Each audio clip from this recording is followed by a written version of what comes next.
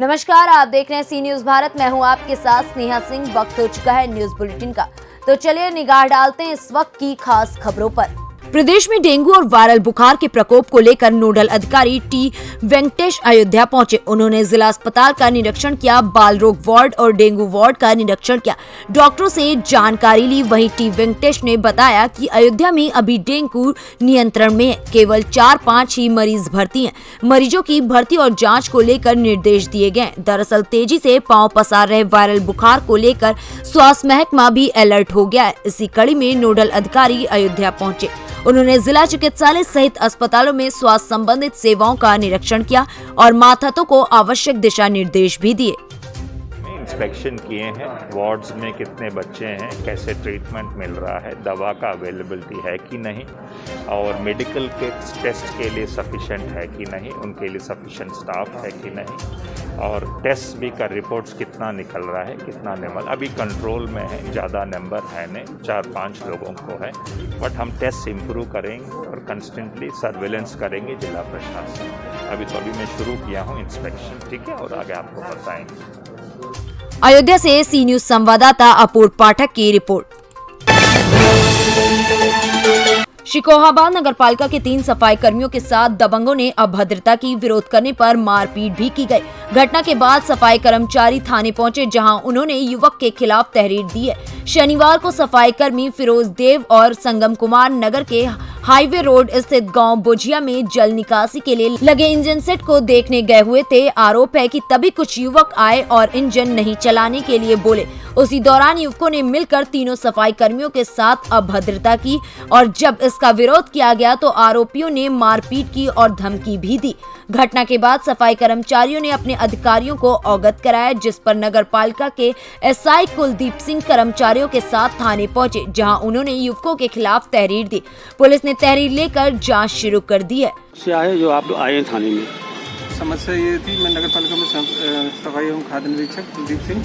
हमारे कर्मचारी बोझिया पे इंजन लगा हुआ जल निकासी के लिए, वहाँ पे जल निकासी की बहुत बड़ी समस्या है, तो ये लोग इंजन को समय समय पे जाके देखते हैं, मैं भेजता हूँ।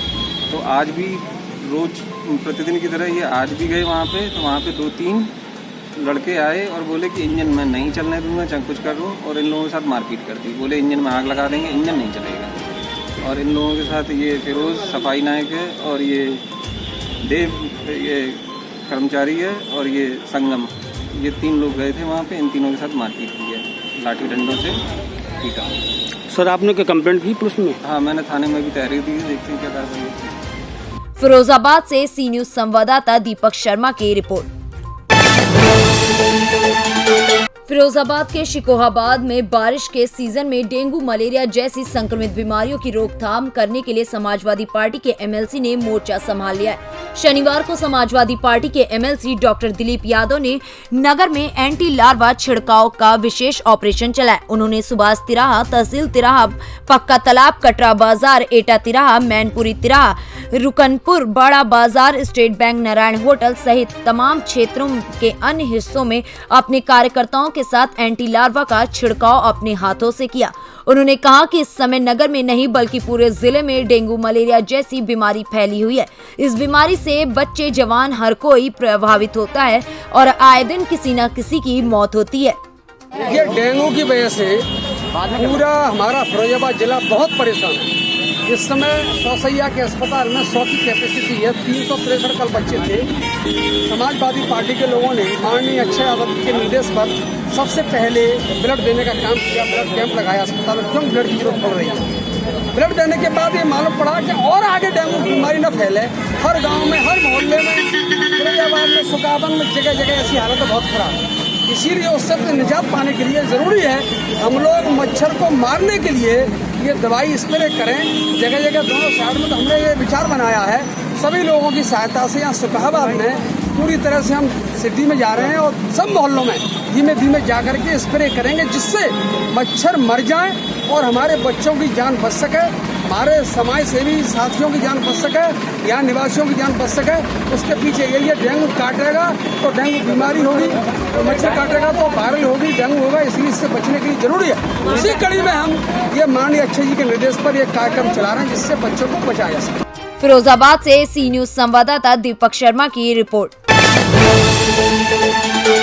गरीब और निराश्रित बच्चियों का भविष्य संवारने के लिए सरकार ने हर तहसील में कस्तूरबा गांधी आवासीय बालिका विद्यालय का निर्माण कराया है। उसकी वर्तमान स्थिति का जायजा लेने के लिए सी न्यूज भारत की टीम जौनपुर के शाहगंज अंतर्गत कस्तूरबा गांधी आवासीय बालिका विद्यालय पहुंची, जहां पर देखा गया कि विद्यालय में पठन पाठन का कार्य सुचारू रूप से कोविड के नियम का पालन करते हुए चल रहा था।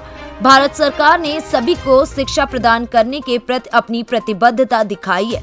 उत्तर प्रदेश में गरीब और निराश्रित बच्चों का भविष्य संवारने के लिए सरकार ने हर तहसील में कस्तूरबा गांधी विद्यालय का निर्माण कराया है, जहां उक्त विद्यालय में बच्चियों को बेहतर शिक्षा दिया जा रहा है। विद्यालय में 100 का नामांकन किया गया है। सरकार की तरफ से पढ़ाई के लिए हर सुविधा दिलाई जा रही है। इस संबंध में वार्डन एकता नीलम ने विद्यालय में दी जाने वाली सुविधाओं के बारे में जानकारी भी दी। कस्तूरबा गांधी आवासीय बालिका विद्यालय शाहगंज तहसील में पड़ता है। यह भारत सरकार द्वारा संचालित एक आवासीय विद्यालय है, जिसमें 100 लड़कियों का नामांकन किया जाता है और मेरे विद्यालय में नामांकन का कार्य पूर्ण हो चुका है।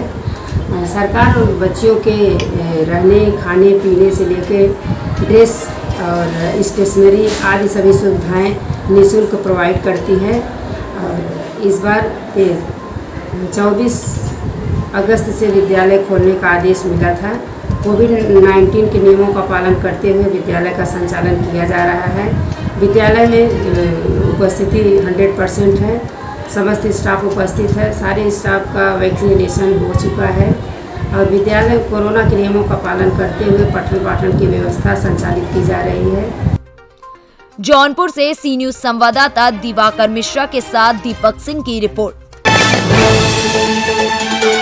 Bhajpa MLC A K. शर्मा आज सुल्तानपुर पहुंचे। इस दौरान सबसे पहले वे लंबुआ के भाजपा विधायक देवमणि द्विवेदी के घर पहुंचे और परिजनों से शोक संवेदना व्यक्त की। दरअसल भाजपा विधायक देवमणि द्विवेदी के पिता पंडित पारसनाथ द्विवेदी का बीते 25 अगस्त को लखनऊ में निधन हो गया था, लिहाजा उनका सारा क्रियाकर्म पैतृक गांव लंबुआ के सूर्यभान पट्टी गांव में हो रहा है। इसी कारण आज भाजपा एमएलसी विधायक देवमणि द्विवेदी के घर पहुंचे और परिजनों से शोक संवेदना व्यक्त की। यहां से एमएलसी ए.के. शर्मा सुल्तानपुर शहर के लिए रवाना हो गए, जहां भाजपा कार्यालय में पार्टी नेताओं और कार्यकर्ताओं से वो मुलाकात करेंगे। कहने की क्या बात है, मतलब कि हम छात्र जीवन से ही दोनों लोग इलाहाबाद विश्वविद्यालय में एक दूसरे को जानते रहे। फिर वह सिविल सर्विसेज में अरविंद शर्मा साहब सिविल सर्विसेज में रहे, हम भी सिविल सर्विसेज में रहे और जीआरएफ एसआरएफ के रूप में यूनिवर्सिटी में दोनों लोग काम करते रहे।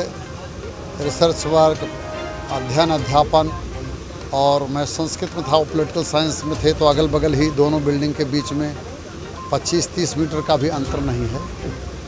तो एक लंबे समय का एसोसिएशन है ये, कोई आप कह सकते हैं 35 साल का।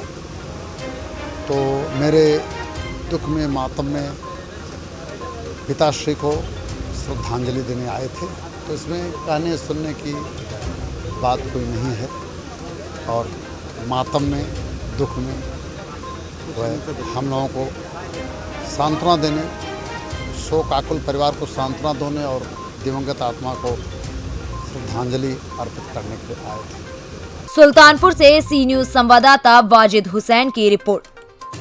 फिलहाल इस न्यूज बुलेटिन में बस इतना ही। देश विदेश की ऐसी तमाम खबरों को देखने के लिए बने रहें सी न्यूज भारत के साथ। हर खबर आपके साथ, आपके हाथ।